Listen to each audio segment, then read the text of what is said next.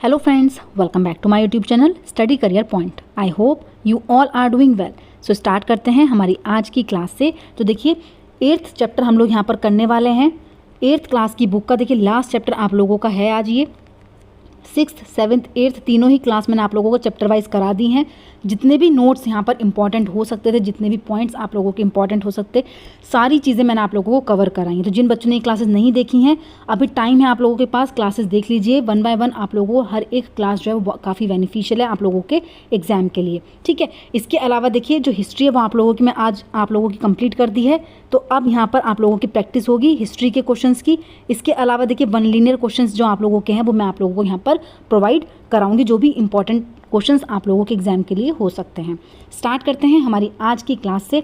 इसके अलावा देखिए यहाँ पर जो हम लोग बात करेंगे आज के चैप्टर में, राष्ट्रीय आंदोलन का संगठन, यहाँ पर महात्मा गांधी जी, उनकी यात्राएं, ठीक है, जो भी इंपॉर्टेंट की पॉइंट्स हैं महात्मा गांधी जी के जो आंदोलन यहाँ पर चलाए गए थे 1870 से लेकर 1947 तक, सारी चीज़ें हम लोग इस चैप्टर में कवर करेंगे। काफ़ी इंपॉर्टेंट चैप्टर है क्योंकि देखिए यहाँ से 2 से 3 क्वेश्चंस आप लोगों के एक ही चैप्टर से मिल जाते हैं, ठीक है। तो इसीलिए जो चैप्टर है वो काफ़ी इंपॉर्टेंट हो जाता है। और देखिए एक चीज़ मैं आप लोगों को बता देती हूँ, NCERT के सिर्फ बुक्स पे फोकस करिए। देखिए जो नोट्स हैं सिर्फ इन पर आप लोगों को फोकस करना है, एक्स्ट्रा चीज़ें आप लोगों को नहीं देखनी है। देखिए आप लोग सोचते हैं कि गांधी जी का चैप्टर है, गांधी जी का कंप्लीट कर लेते हैं, आप लोग सनों को याद कर रहे हैं, ठीक है। ये चीज़ें आप लोगों को नहीं करनी है, आप लोगों को सिर्फ NCERT के इर्द गिर्द घूमना है। क्योंकि जो CTET है वो सिलेबस आप लोगों का जो कंटेंट बेस्ड सिलेबस है, देखिए मोस्टली पेडागोजी के क्वेश्चंस ऐसे हो सकते हैं कि जो आप लोगों को वहाँ पर कन्फ्यूजन हो जाता है कि वहाँ पर आप लोगों को पॉजिटिव पॉइंट्स दे दिए जाते हैं, 1 से 2 भी दे दिए जाते हैं, लेकिन ऑप्शन में आप लोगों को गड़बड़ दे दी जाती है, ठीक है, जैसे इस बार हुआ एग्जाम में। लेकिन जो कंटेंट जो थ्योरी बेस्ड क्वेश्चन होते हैं वो NCERT की बुक से ही पूछे जाते हैं, चाहे वो डीपली पूछ लिए गए हों, ठीक है, लेकिन पूछे NCERT से ही जाते हैं। तो इसलिए आप लोगों को जो भी NCERT में दिया गया है सिर्फ वही आप लोगों को पढ़ना है। इसके अलावा एक्स्ट्रा कुछ भी ना पढ़ें, सिर्फ NCERT की बुक्स पर ही फोकस करें। मैं बार बार आप लोगों से यही चीज़ इसलिए बोल रही हूँ क्योंकि बच्चे क्या करते हैं, एक्स्ट्रा चीज़ों को भरते हैं और NCERT को भूल जाते हैं। लेकिन आप लोगों को NCERT ही करनी है, जो भी वहाँ से आप लोगों के, क्योंकि देखिए जो प्रीवियस ईयर के क्वेश्चन पेपर मैं आप लोगों को करा रही हूँ वहाँ पर इसलिए मैं आप लोगों को ये क्वेश्चन एक एक क्वेश्चन थ्योरी के साथ करा रही हूँ क्योंकि सारे क्वेश्चंस देखिए जो आप लोगों के हैं वो NCERT से ही पूछे गए हैं, चाहे कितने भी डीपली पूछे गए हों, लेकिन NCERT की बुक से ही पूछे गए हैं। तो इसलिए अपने नोट्स को अच्छे से कवर कीजिए। जो क्लासेस आप लोगों ने नहीं लिए उन क्लासेस को कवर करिए, नोट्स को कवर करिए और अपने प्रैक्टिस सेशन भी लगाते रहिए। स्टार्ट करते हैं हमारी आज की क्लास से। तो देखिए फर्स्ट पॉइंट यहाँ पर है राष्ट्रवाद का उदय। यहाँ की जनता भारत, यहाँ रहने वाले किसी भी वर्ग, रंग, जाति, भाषा या फिर जेंडर वाले तमाम लोगों का घर है। यह देश और इसके सारे संसाधन, इसकी सारी व्यवस्था उन सभी के लिए है जो भारत में रहते हैं। नेक्स्ट पॉइंट है देखिए 1870 से 1880 के दशकों में राजनीतिक संगठनों में यह चेतना और गहरी हो चुकी थी। इनमें से ज़्यादातर संगठनों की बागडोर वकील आदि अंग्रेजी शिक्षित पेशेवरों के हाथ में थी। अब देखिए जो नेक्स्ट यहाँ पर पॉइंट है, पूना सार्वजनिक सभा, इंडियन एसोसिएशन, मद्रास महाजन सभा, बॉम्बे रेजिडेंसी एसोसिएशन और भारतीय राष्ट्रीय कांग्रेस आदि इस तरह के प्रमुख संगठन थे। अब देखिए 1878 में आर्म्स एक्ट पारित किया गया जिसके ज़रिए भारतीय द्वारा अपने पास हथियार रखने का अधिकार छीन लिया गया। तो देखिए पूछा जा सकता है ये पॉइंट, भारतीयों द्वारा अपने हथियार रखने का अधिकार छीन लिया गया किस एक्ट के द्वारा। तो देखिए 1878 में एक एक्ट पारित हुआ जिसको बोलते हैं हम आर्म्स एक्ट, ठीक है। नेक्स्ट देखिए यहाँ पर पॉइंट है, उसी साल वर्नाकुलर प्रेस एक्ट भी पारित किया गया जिससे सरकार की आलोचना करने वालों लोगों को चुप किया जा सके। तो देखिए लोगों को चुप करने के लिए, सरकार की आलोचना से बचने के लिए यहाँ पर कौन सा एक्ट पारित किया गया, वर्नाकुलर प्रेस एक्ट भी पारित किया गया। नेक्स्ट पॉइंट है 1883 में सरकार ने इल्बर्ट बिल, देखिए यहाँ पर इल्बर्ट बिल है, इल्बर्ट बिल लागू करने का प्रयास किया। इसको लेकर काफ़ी हंगामा भी हुआ। इस विधेयक में प्रावधान किया गया कि भारतीय न्यायाधीश भी ब्रिटिश या फिर यूरोपीय व्यक्तियों पर मुकदमा चला सकते हैं। नेक्स्ट पॉइंट है 1885 में देश भर के 72 प्रतिनिधियों ने, देखिए 72 प्रतिनिधियों ने मुंबई में सभा करके भारतीय कांग्रेस की स्थापना का फैसला किया। तो देखिए कितने 72 प्रतिनिधियों ने किया था बम्बई सभा में। संगठन के प्रारंभिक नेता जो थे वो थे दादा भाई नौरोजी, फिरोज शाह मेहता, WC बनर्जी, सुरेंद्र नाथ बैनर्जी, रोमेश चंद्र दत्त, S सुब्रमण्यम अय्यर, बदरुद्दीन तैयब जी और अन्य प्राय मुंबई और कोलकाता के ही थे। और एक ब्रिटिश अफसर थे वो थे A.O. ह्यूम। ठीक है, तो 72 प्रतिनिधियों ने बम्बई सभा में 1885 में देश भर में भारतीय राष्ट्रीय कांग्रेस की स्थापना का फैसला किया था। अब देखिए नेक्स्ट पॉइंट यहाँ पर है उभरता हुआ राष्ट्र। उभरता हुआ राष्ट्र, पहले 20 सालों में कांग्रेस अपने उद्देश्यों को तरीकों के लिहाज से मध्यमार्गी पार्टी थी। कांग्रेस ने सरकार और शासन में भारतीयों को ज़्यादा जगह दिए जाने के लिए आवाज़ उठाई थी। कांग्रेस का आग्रह था कि विधान परिषदों में भारतीयों को ज़्यादा जगह दी जाए, परिषदों को ज़्यादा अधिकार दिए जाएं और सरकार में भारतीयों को ऊंचे पद पर रखा जाए। ठीक है, नेक्स्ट है, इस काम के लिए उसने मांग की थी कि सिविल सेवा के लिए लंदन के साथ साथ भारत में भी परीक्षा आयोजित की जाएं। भारतीयों की मांग थी कि न्यायपालिका को कार्यपालिका से अलग किया जाए। कांग्रेस का मानना था कि सरकार को भारतीयों की भावना से अवगत कराया जाना चाहिए। ठीक है, तो देखिए ये जो था उभरता हुआ राष्ट्र, इसमें कांग्रेस के बारे में दिया गया है कि कांग्रेस ने किस तरीके से मांग की। नेक्स्ट पॉइंट है, देखिए यहाँ पर, स्वतंत्रता हमारा जन्मसिद्ध अधिकार है। 1990 के दशक तक बहुत सारे लोग कांग्रेस के राजनीतिक तौर तरीकों पर सवाल खड़ा करने लगे थे। देखिए 1890 तक क्या हुआ कि जो कांग्रेस थे, कांग्रेस के जो तरीके थे, तौर तरीके थे, उन पर जो लोग थे वो सवाल खड़ा करने लगे थे। नेक्स्ट पॉइंट है, पंजाब, बंगाल, महाराष्ट्र में बिपिन चंद्र पाल, बाल गंगाधर तिलक और लाला लाजपत राय जैसे नेता ज़्यादा परिवर्तनवादी उद्देश्य और पद्धतियों के अनुरूप काम करने लगे थे। लोगों को स्वराज के लिए लड़ना चाहिए। तिलक ने इसी चीज़ के ऊपर एक नारा भी दिया था कि स्वतंत्रता मेरा जन्मसिद्ध अधिकार है। तो देखिए क्वेश्चंस इस तरीके के पूछे जा रहे हैं। सीटेट के एग्जाम में 1 से 2 क्वेश्चन ज़रूर आते हैं। नारे के ऊपर भी क्वेश्चन पिछली बार भी आया था, एक बुक भी पूछी गई थी, अनेकता में एकता। ठीक है, तो देखिए ये क्या है, तिलक द्वारा एक नारा दिया गया, कौन सा, स्वतंत्रता मेरा जन्मसिद्ध अधिकार है और इसे मैं लेकर के रहूँगा। ठीक है, तो ये किसका नारा है, तिलक द्वारा ये नारा दिया गया था। नेक्स्ट पॉइंट है बंगाल विभाजन। देखिए बंगाल का विभाजन किस तरीके से हुआ, तो देखिए 1905 में विभाजन, कर्जन ने बंगाल का विभाजन कर दिया था। देखिए पूछा जाता है लॉर्ड कर्जन ने किया था बंगाल का विभाजन। उस वक्त बंगाल ब्रिटिश भारत का सबसे बड़ा प्रांत था। देखिए जो बंगाल था वो ब्रिटिश भारत का सबसे बड़ा प्रांत था। बिहार और उड़ीसा के कुछ भाग भी उस समय बंगाल का हिस्सा थे। अंग्रेजों का कहना था कि प्रशासकीय सुविधा को ध्यान में रखते हुए बंगाल का बंटवारा करना ज़रूरी था। नेक्स्ट पॉइंट है, पूर्वी बंगाल को अलग करने के पीछे अंग्रेजों का मुख्य उद्देश्य ये रहा होगा कि बंगाली राजनेताओं के प्रभाव पर अंकुश लगाया जाए और बंगाली जनता को बांट दिया जाए। बंगाल के विभाजन से देश भर में गुस्से की लहर फैल गई थी। मध्यमार्गी और आमूल परिवर्तनवादी कांग्रेस के सभी धड़ों ने इसका विरोध किया था। नेक्स्ट पॉइंट है, विशाल जनसभाओं का आयोजन किया गया और जुलूस निकाले गए। जन प्रतिरोध के नए नए रास्ते ढूंढे गए। इससे जो संघर्ष उपजा उसे स्वदेशी आंदोलन के नाम से जाना गया। आंध्र के डेल्टा इलाकों में इसे वंदे मातरम आंदोलन के नाम से जाना गया। तो देखिए यहाँ पर जो भी परिवर्तनवादी, जो भी विरोध किए गए, ठीक है, जो भी आयोजन किए गए, जुलूस निकाले गए, इनको क्या बोला गया, इनको स्वदेशी आंदोलन के नाम से जाना गया और आंध्र के डेल्टा इलाकों में इसे वंदे मातरम आंदोलन के नाम से जाना गया। नेक्स्ट है, स्वदेशी आंदोलन ने ब्रिटिश शासन का विरोध किया और स्वयं सहायता, स्वदेशी उद्यमों, राष्ट्रीय शिक्षा और भारतीय भाषा के उपयोग को बढ़ावा दिया। 1906 में मुसलमान जमींदारों और नवाबों के एक समूह ने ढाका में ऑल इंडिया मुस्लिम लीग का गठन किया। देखिए कब किया, 1906 में। 1907 में कांग्रेस टूट गई। 1916 में कांग्रेस और मुस्लिम लीग के बीच ऐतिहासिक लखनऊ समझौते पर दस्तखत हुए और दोनों संगठनों ने मिलकर प्रतिनिधिक सरकार के गठन के लिए कार्य किया। ठीक है, तो देखिए यहाँ पर जो पॉइंट यहाँ पर हुए बंगाल के विभाजन में, वो सारे पॉइंट्स मैंने आप लोगों को बता दिए। नेक्स्ट देखिए यहाँ पर है जन राष्ट्रवाद का उदय। जन राष्ट्रवाद का उदय, तो देखिए यहाँ पर 1919 के बाद अंग्रेज़ों के खिलाफ चल रहा संघर्ष धीरे धीरे जन आंदोलन में तब्दील होने लगा।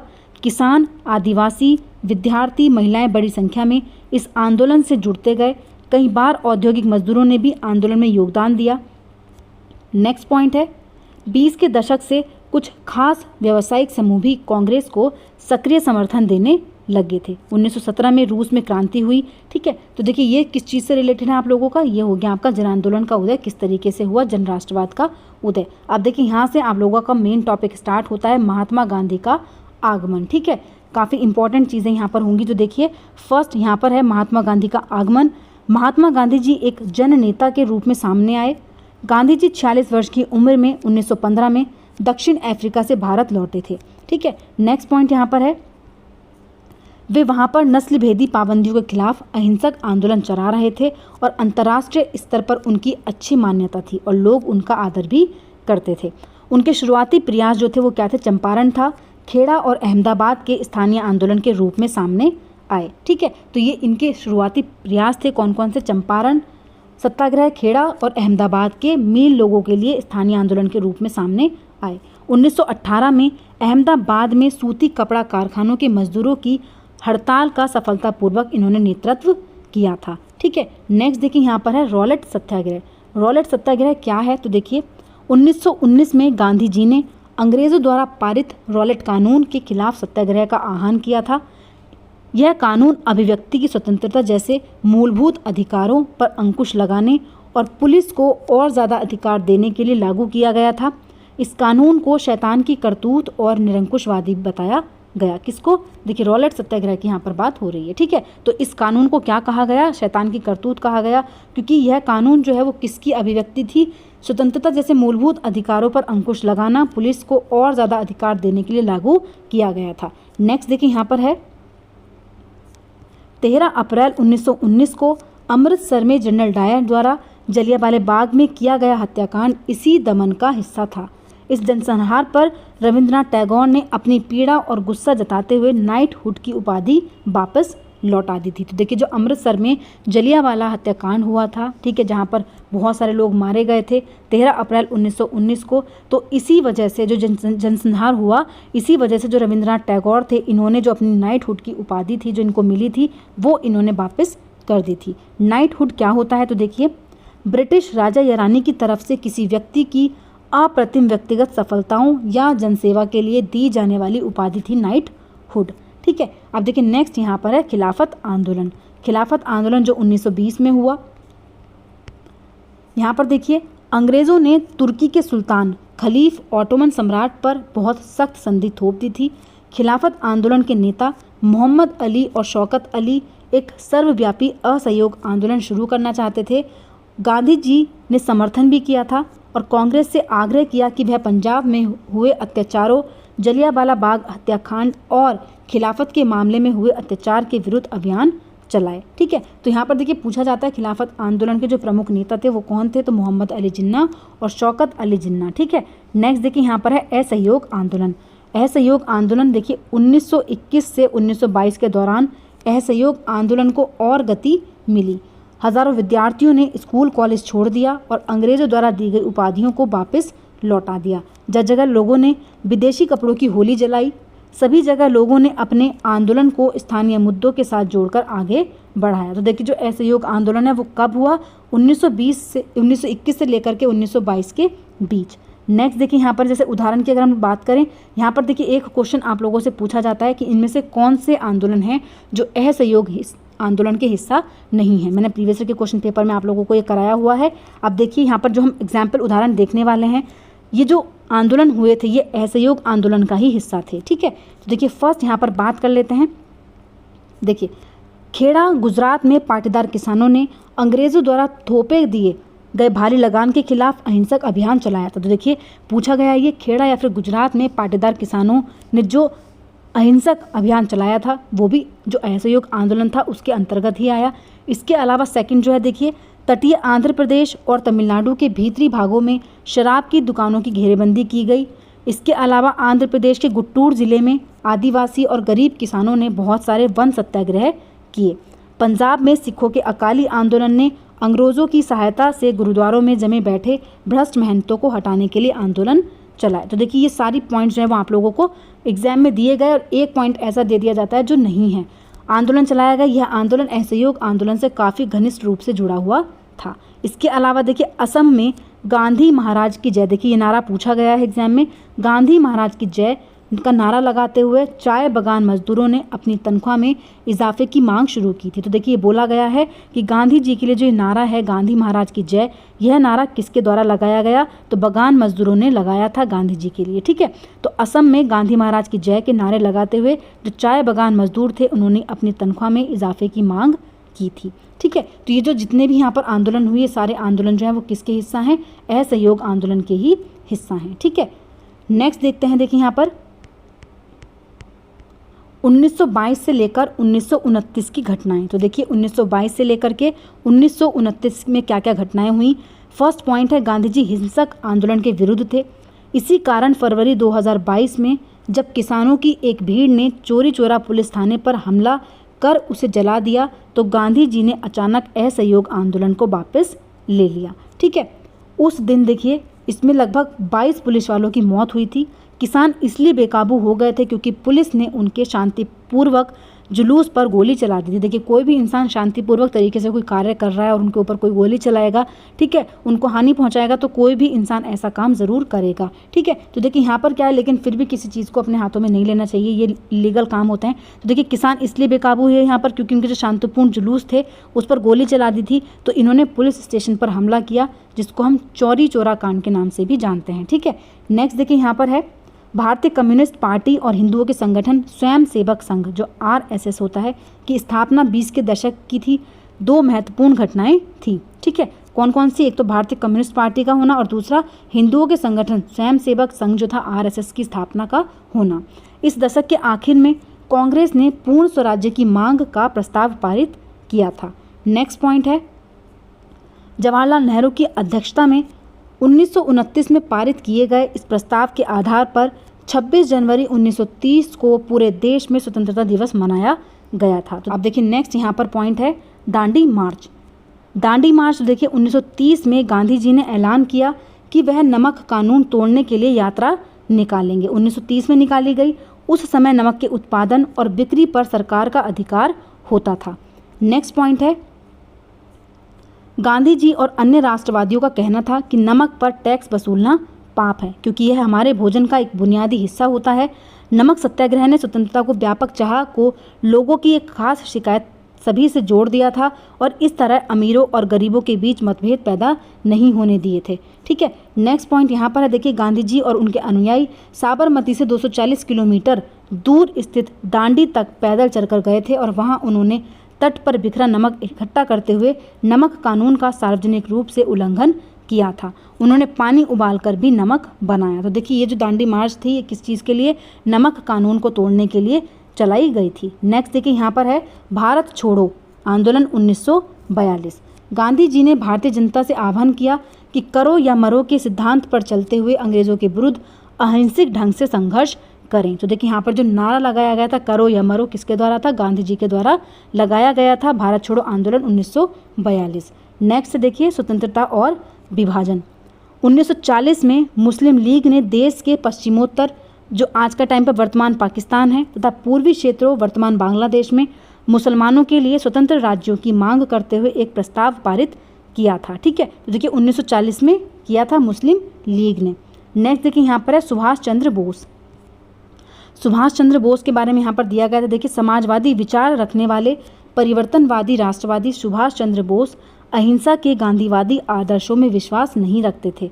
ठीक है, ये अहिंसा, गांधी जी कहते थे कि बिना हिंसा के कार्य करो, लेकिन ये अहिंसा के जो गांधीवादी आदर्श थे उसमें विश्वास नहीं रखते थे। हालांकि राष्ट्रपिता के रूप में गांधी जी का सम्मान करते थे। जो राष्ट्रपिता बोला है वो किसने बोला है, सुभाष चंद्र बोस जी ने बोला है गांधी जी को। ठीक है, तो देखिए नेक्स्ट यहाँ पर है, उन्होंने आज़ाद हिंद फौज का भी गठन किया। तो देखिए ये 2 कार्य किसके द्वारा, राष्ट्रपिता किसको कहा गया, गांधी जी को किसने कहा, सुभाष चंद्र बोस ने। इसके अलावा जो आज़ाद हिंद फौज थी उसका गठन किसने किया, तो वो भी सुभाष चंद्र बोस ने। ठीक है, तो देखिए आज का जो चैप्टर था उसमें इतनी ही आप लोगों की थ्योरी थी जो कंप्लीट मैंने आप लोगों को करा दी है। ठीक है, जितने भी पॉइंट्स यहाँ से हो सकते थे वो सारे मैंने आप लोगों को करा दिए हैं।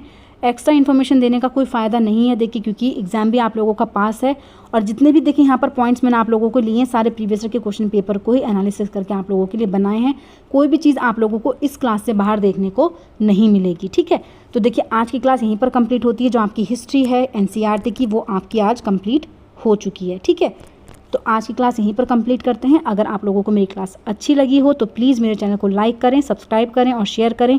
ऐसी ही और वीडियोज़ के लिए मेरे चैनल पर बने रहिए। Thank you.